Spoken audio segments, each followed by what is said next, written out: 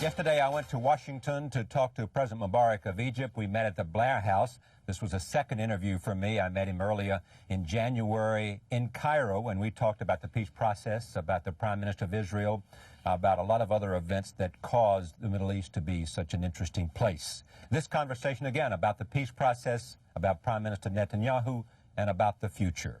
Here it is from Washington. You have seen this morning's American papers. King Hussein rebukes Netanyahu for intent to destroy peace plan. Israeli leader responds with strong defense of his actions. A lot of talk about this, basically saying that the king is very upset with the prime minister and thinks that things are at the explosive level. Do you share the king's feelings expressed in his letter to the prime minister? For sure. It's not only the king who is very upset. I think if you could ask so many leaders in the area, they feel that they are disappointed. But the king is supposed to be the leader closest to the prime minister. The king is a good friend to the prime minister, but he cannot work independently. He finds his public opinion is very furious. The people are very angry. The situation is a mess, especially Jerusalem. Jerusalem is a very sensitive issue, and I underline this. I kept telling Mr. Rabin, I told Mr. Pereira, even Mr. Netanyahu, please don't use the word Jerusalem too much, keep it at low tone until you implement the agreement with the Palestinians, take back that territory. I think you are going to discuss the issue of Jerusalem with relaxation, and I don't think that either any of them will be ready to explode the whole thing for a peace here or there in Jerusalem. They are told them you are going to reach a convenient formula. So please take it easy, slow down the tone of Jerusalem, but it seems they don't want to hear that. He says Jerusalem is the capital of Israel. All right. Arafat is the capital of Palestine. They keep saying this. This aroused the feeling, draws the attention, make the people make concentration at this point. So whenever you come and do anything in Jerusalem, as what's happening now, it's creating hell. So you say, don't talk about Jerusalem, get all of the withdrawal on the West Bank. They have to do this. Pay attention to the final status. They have to do this. But what King Hussein is doing here is expressing the most eloquent and the most personal and the most passionate kind of disappointment, reaching way back into his own history from his own family and saying that hope is fastly slipping away. It seems that Mr. Netanyahu may have promised King Hussein something which we don't know. Okay. Concerning that. And we found that something happened in Jerusalem. Then the situation in Hebron, he was very, very upset. He felt that he's offended. So he sent in this message. What do you say to Prime Minister Netanyahu's point that bilateral relations between Israel and Jordan should not have anything to do with what happens between Israel and the Palestinians? Bilateral relations between Israel and Egypt should stand on their own and have nothing to do with the relationship with the Palestinians. Leave it alone. Let us deal with the Palestinians. No, they are all connected with each other. We are all Arab countries. We are all, even with Israel, living in one place. The problem is our own problem. Peace will affect all of us. Tension will affect all of us. Yeah. So we have to be concerned about what's going on. Should Prime Minister Netanyahu disregard this letter from King Hussein because the king is simply responding to domestic political pressure? It's the Muslim Brotherhood. It may be so. It's not only the Muslim Brotherhood. We have demonstrations in Cairo now, in the universities, against what happened in Jerusalem, because Jerusalem, as I told you, is very sensitive, very important, and that they heard and they understood that the further redeployment was 2.1. This created an atmosphere of mistrust. The people misled, and the people are getting very furious. Do you have any sympathy as a politician? Sympathy for Netanyahu's position within his own coalition. he has to, after the Hebron Accord, take care of his right flank. An old military man would understand that. Look, peace is much very important than that was going in the coalition. But if you don't have power, you can't make a deal. If you're not prime minister, you can't advance peace. You have to make sure that you've taken care of the politics at home. All right, it's not only the politics. If he's convinced and he's going to honor the agreement, otherwise he say, all right, I'm going to resign. This is the best thing. To honor the agreement, implement it, fulfill what you find it reasonable for peace, because this peace is so important, not only to Israel and all its neighbors, including Egypt, but if I were in his place, and there are problems with the right wing, they don't agree about reasonable points about implementing what was agreed upon by the former government, ratified by the Knesset. If I were in his position, I told him, all right, I'm resigning. He may not do it, but that would be the wise thing for him to do, to resign and form a new national government. I'm not asking him to do what next is going to be done. But if he asked for your advice, that's what you would say to him. My advice, I should stick to what was being agreed upon before. And the coalition should understand and realize this. Otherwise... And if they don't, he should resign. I think he should do that. How stable do you think the House of the kingdom is in Saudi Arabia? It's very stable. It may have some small problems like any other country. It's not an isolated country. It's connected with all its friends in the Gulf and the Arab world. So you cannot say that nothing could happen. Maybe an act of terrorism may take place, like any act of terrorism may take place in any other country in the world. But the regime is stable. Don't ever believe what some rumors could come. They are shaken. This is not true. And I underline this. The regime in Saudi Arabia is very, very stable. When you look at the peace process, back to what you believe is so central, when I spoke to you in January, you were worried that without Hebron, an accord, and without an agreement for withdrawal after Hebron, the three-stage, that things could get very bad because the trust level was so bad. Where are you today in your thinking about the peace process continuing? I'm very worried. When the tunnel took place and it went down, I said, all right, it may work. When they came the Hebron, we were being accused that we were delaying the Hebron. Yes. But between me and you, and frankly speaking, without our intervention to help, they would never have reached a signature in Hebron. What did you do? I'll tell you very frankly. Dennis Ross came to me one Saturday afternoon and told me that they're reaching a deadlock because Arafat doesn't agree. I asked Arafat to come on the same day to Cairo. I discussed the issue with him. He was insisting that the further redeployment should be ended by the end of this year, December this year. It was supposed, according to the agreement, to be the 7th of September this year. He gave an extension till the end of this year. The Israelis wanted by the end of 1998, and sometimes they give statements by mid-99. Arafat was very furious. I spoke with Arafat. I tried hard with him. I told him, let us stand midway. If we give extra period of time, 1, 2, 3, 4, 5 months, it could work. There's no problem. If it is the only remaining point of difference between you and the Israelis. And it was accepted by the Arafat. Then they told me that Mr. Netanyahu didn't agree to that. Dennis Ross went there, back to Tel Aviv the same day, although he was planning to return back to the United States because he reached the deadlock.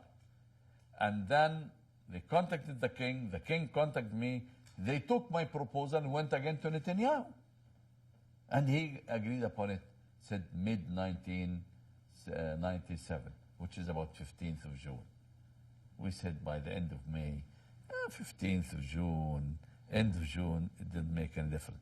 So without our intervention, and I underline this, it would have been impossible to reach an agreement. Dennis Ross told me the same thing, that you made a significant contribution at the end.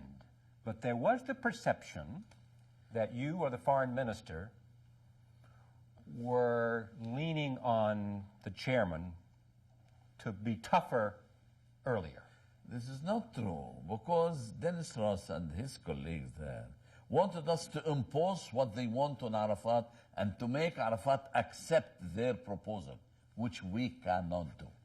But in the end, you did get him to say...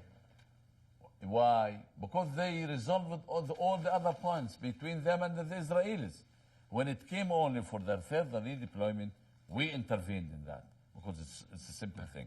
Let's give you, as every side does, credit for that. Yeah. What can you do, what has to happen now in order to move it beyond settlements in Jerusalem, beyond closing of a Palestinian office, so that the issue of the withdrawal continues, so that you delay the tough question until everything else is settled? What can you do? What's your formula?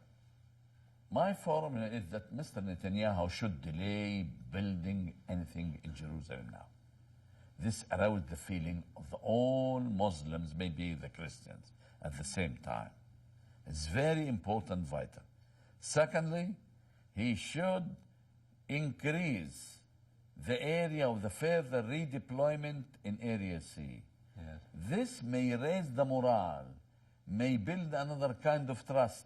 Territory that's not under the control of the Palestinian Authority. Yes. Secondly, I think, from my point of view, if he wanted to do such a thing, if he could sit with Arafat and discuss it with him, and they may differ sometime, then they will agree, then they could take what is being reached to his government and to explain the situation.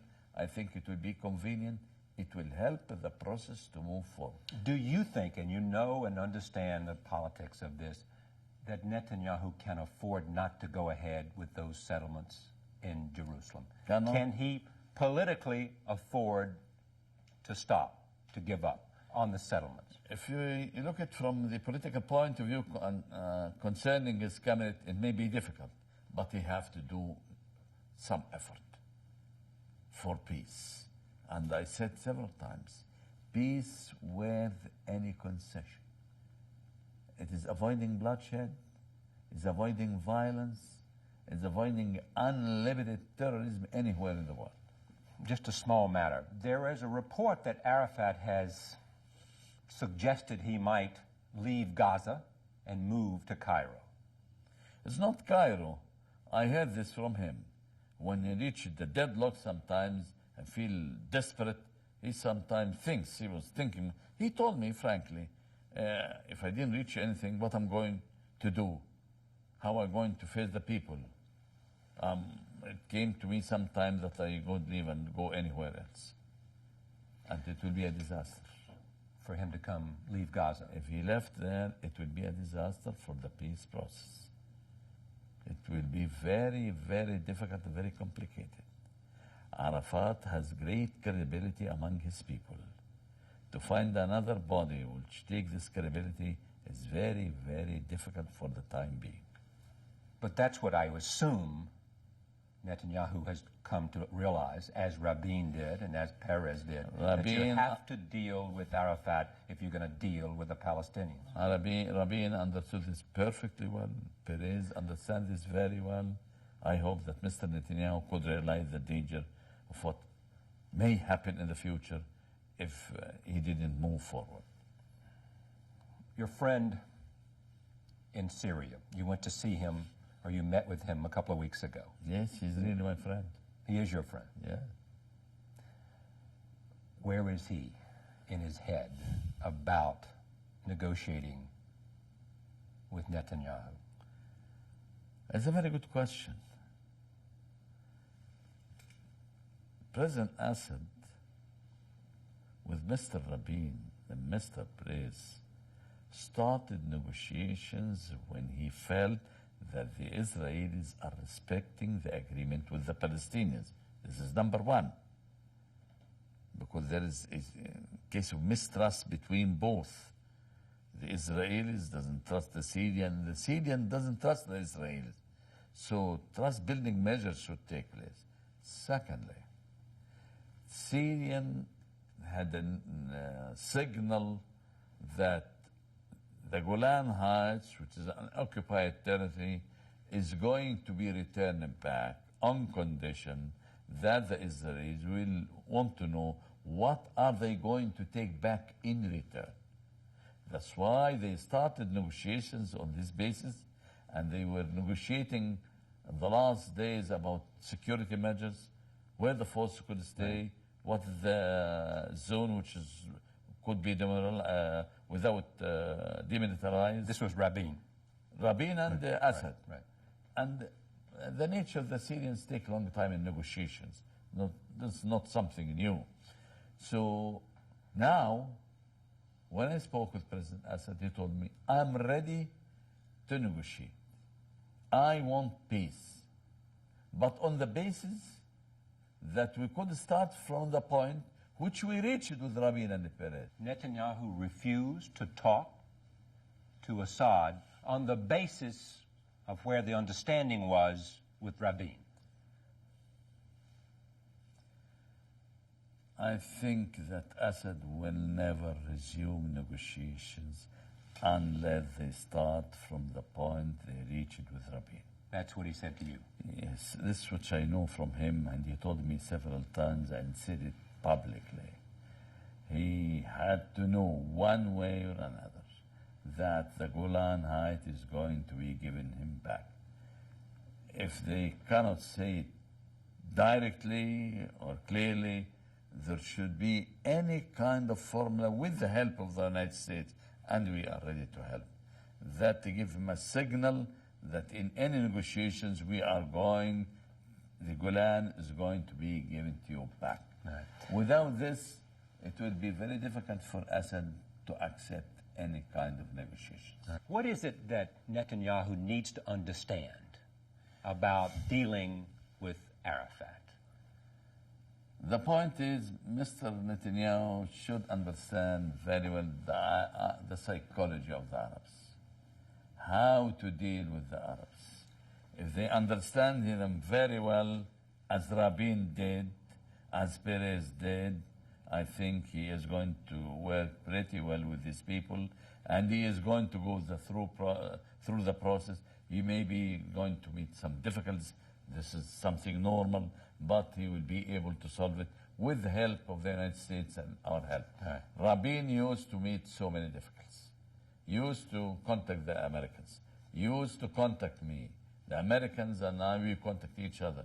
Then I invite Rabin and Arafat. Sometimes Rabin, Arafat, and King Hussein, and sit on a table in a friendly way, try to discuss, to narrow the gap until we reach a solution to the point where there are disputes on it. And this is the best way. And what was Rabin willing to do that Netanyahu was not willing to do in those kinds of... Rabin was already to say, to tell the Syrians indirectly or through the Americans or other way, he is ready to give back the Golan. Israelis, and especially Netanyahu, will say to you, Rabin built more settlements than I've built. He built more settlements. It may be, but at the same time, he was compensating this, giving this, the Palestinians something else. There was balance. He told me the same thing. But Rabin, whenever he built anything, you have to give the Palestinians something else. So this could make the Palestinians at least they want to lose everything. So what can Netanyahu give the Palestinians now? Netanyahu, not knowing the psychology of the people, he cannot make a balance now. He just said, build the settlement in this. Then I'm building some houses for the Arabs. If he discussed this beforehand quietly with Arafat, he may have his approval. At such a stage, if there is some kind of demonstration, it would be at low key. But he built it as if a man giving orders, finished, no return, that's all. This will not work with the people. My impression with you is that it's doable. The peace process is doable if we would just understand each other and where we're coming from and what the pressures are and help each other out in dealing with our respective constituencies, always holding in mind that the goal, the end, peace, works for all of us. I agree with you. But we got to... I agree with you. Look about the negotiations took place between Egypt and Israel at the beginning. Yeah. We understood them very well, and they understood us. Menachem Begin was a very strong man, very tough negotiator, but we couldn't manage to work with him. He started doing some tactics. Also, we are experienced in that direction. We made tactics. But the end, we concluded an agreement, fair agreement, which is sustainable, which is permanent agreement, and nobody will be able to change it. Do you believe in your heart that Netanyahu wants to do these things, that in the end he has learned and wants to achieve peace and wants to see the peace process that began in Oslo, but he's got all these problems? If he just didn't have that problem, if he was just willing to... Well, I'll tell you something, maybe very strange. If Netanyahu takes away from his mind the re-election in the year 2000, I think would have done so many things in the peace process. But everything is controlling him about the re-election in the year 2000. But I think if he could reach the peace and a good agreement and implementing the agreements before the year 2000, I think he's going to be re-elected because there will be peace prevailing, cooperation, people visiting each other, joint venture going here and there, business working. It will be far better than anything else. I asked your foreign minister this question. There was Nasser and the tilt to Russia, Soviet Union. Sadat, throw the Russians out. With Kissinger, the United States relationship came much stronger. Peace accord, Sinai, Egypt, Israel, $2 billion plus aid go to Egypt. That's spent in the United States. Spent in the United States. Yes. To buy materials from the United States. Okay. We don't take the money like the Israelis. We just buy things. We have no money in our hand. In case you don't know. I didn't know. Then, the question is, where are you now? If Sadat was over here and Nasser was over here, is Mubarak over where Sadat was, a continuation? Or has he looked at the world and said, I have to do different things because of my leadership of the Arab world? Look, my concept is not doing something for my leadership. I'm doing something for the public, for the people of our country. There is no Soviet Union now, right? In case you don't so know. There's no other side to go to. But I have very good relations with the United States, which is supporting me in so many different cases. Very strong relation, very good relation with Europe, very good relation with all countries all over the world, with the Arabs, with the Africans. This is my way of thinking. I should have good relation and strong relations with all the countries all over the world. Tell me one single country I'm in bad terms with him, except those Sudan, which I'm very sorry that's controlled not by the president, and Iran. Since we signed the peace agreement, they are against us. That's all. Other countries have very good relations, all countries all over the world. Even during Nasser, during Sadat, he didn't have good relation with all the countries in the world.